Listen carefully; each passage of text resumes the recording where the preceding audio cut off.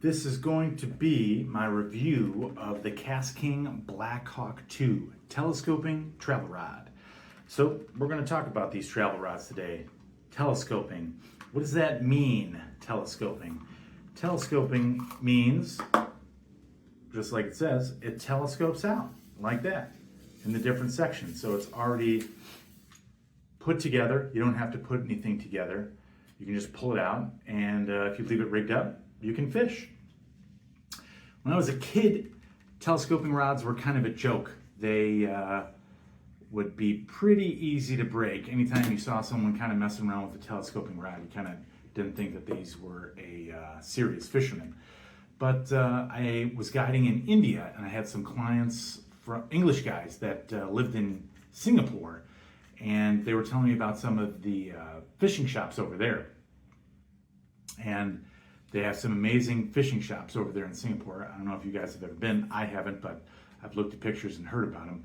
And they said that you could even get some high quality telescoping rods that were as good as a one-piece rod. So I thought that was pretty interesting because I'm a bit of a traveling fisherman myself. I'm a raft guide, fishing guide. I've worked in 14 different countries. I've visited over 40 countries now. And one of the things I like to do when I go to the different countries is to fish myself. So when I became aware that there was another option for travel rods, I was a little bit intrigued. So I did a little bit of research, and I found one of the things that you want to look for in the telescoping rods is floating guides. So guides that are able to slide up and down the blank. And that's kind of what some higher quality telescoping rods have. Now, with this KastKing Black Hawk II, it's got some features of some really high-end rods, but the price is actually pretty low. The price is anywhere from, I think, $40 just about to just over $50. So that's a pretty low price point for you to get into the telescoping travel rod game. Not really cost prohibitive at all. And it has those telescoping guides, like I said. The aesthetics of the rod are pretty good when you get it out and take a look at it. It's got some, KastKing logos right there in gold. It's got gold accents on the rod. It's got a decent hook keeper with the KastKing logo on it. And, it has all the, features of a good high quality telescoping travel rod. And the price is, not expensive at all. Some of those higher end rods, Daiwa makes some nice ones. I'm not sure of the actual models names of those higher end rods, but they can go all the way up to, I think, around $300 or just over $300. So for $50, you can get a rod that has some of the same features as a $350 rod. So, why not test it out? So why telescoping guides? Telescoping guides are good because it adds more guides to the rod without adding more sections. So when you have more sections on these rods, it starts to get a little bit heavy, and for each guide that you would want on the old style telescoping rods, you'd have to have a section because the guide would be at the end of each particular section. So with the floating guides on this spinning model, the first floating guide is on the third section there, like that, kind of lining up with the other ones. It's good to go.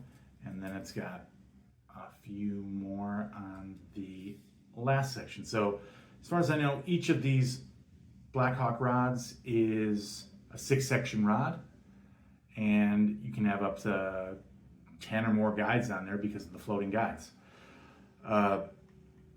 These KastKing rods, even though they say they're fast action, I wouldn't exactly say that they're fast action. Maybe medium fast is a better explanation for it, and a little bit more about that in a second. They're made out of Toray carbon fiber blank, and it's a 24-ton blank. And what that means is those 24-ton blanks is going to have a deeper flex than some of the higher number blanks, like 36 or 40. Those are going to be your really fast rods. But you can see it still is a relatively fast action rod. Most of the flex is right there at the tip section of the rod.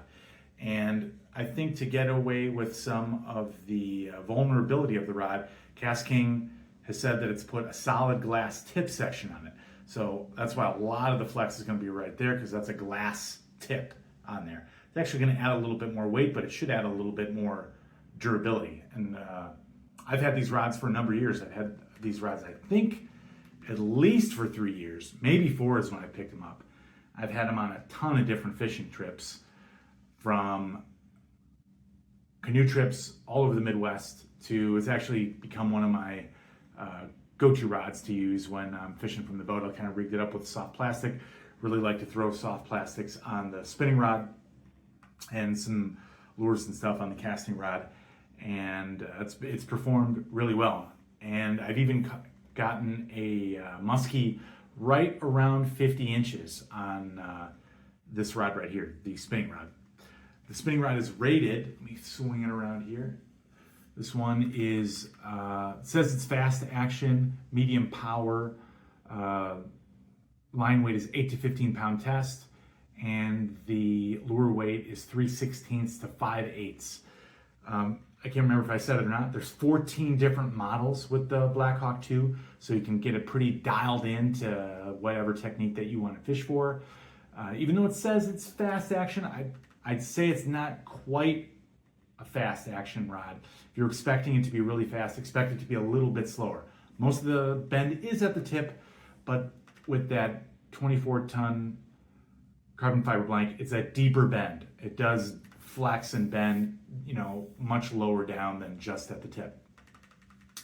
The weight of the rod, it's going to be a little bit heavier than your one-piece rod, but you do get a pretty good one-piece rod feel with these rods. They don't necessarily feel like they're a 6-piece rod, especially not for $50. They actually feel and perform pretty good. The rods have stainless steel guides, so if you want to use them in some, coastal salt water for, maybe some bass or something that are running into your tidal areas, you definitely could. I definitely wouldn't recommend it for, really heavy snook or redfish fishing or anything like that. Definitely for some smaller ones, you definitely perform okay. But any fish that you're fishing around some heavy cover or anything, you want a stiffer rod to be able to wrench it out. I wouldn't be wanting to put that much pressure on the individual joints of the rod.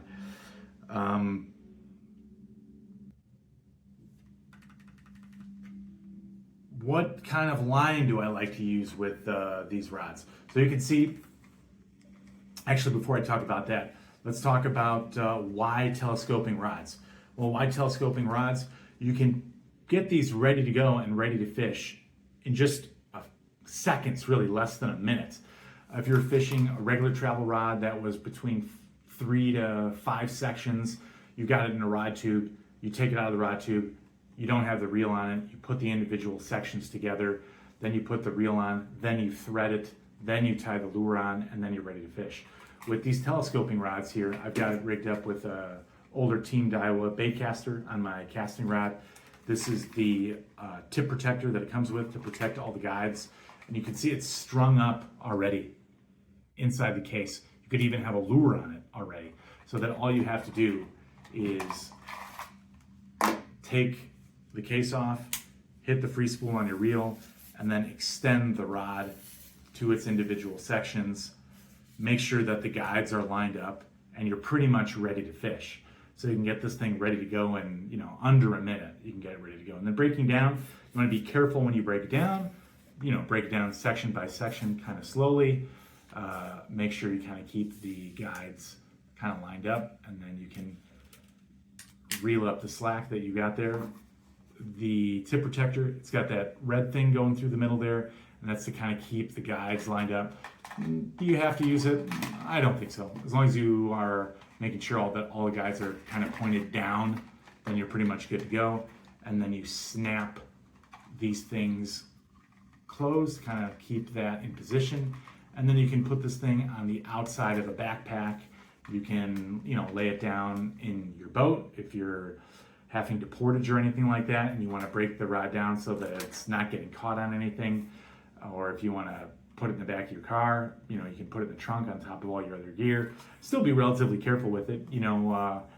I've taken on a bunch of fishing trips and caught a bunch of fish with it, but I am careful with them. I want them to last a long time.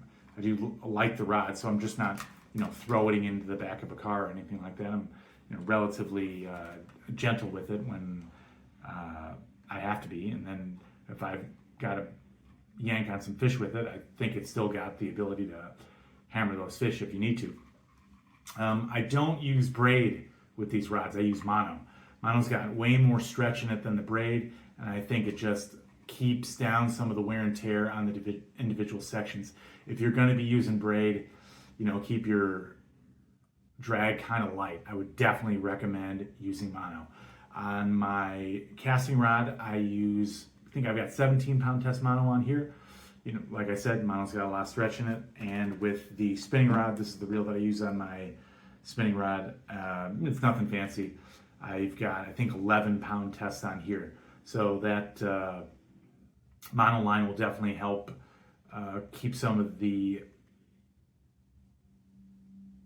more, let's put it this way, more flex into the system, so you're not taking a lot of the shock out of the rod when you're setting the hooks on stuff or having to pull on a snag a little bit than with the braided line. Save the braided line for your higher end rods if you have to, and I think you'll be pleasantly surprised with the Black Hawk KastKing traveling telescoping rod for sure.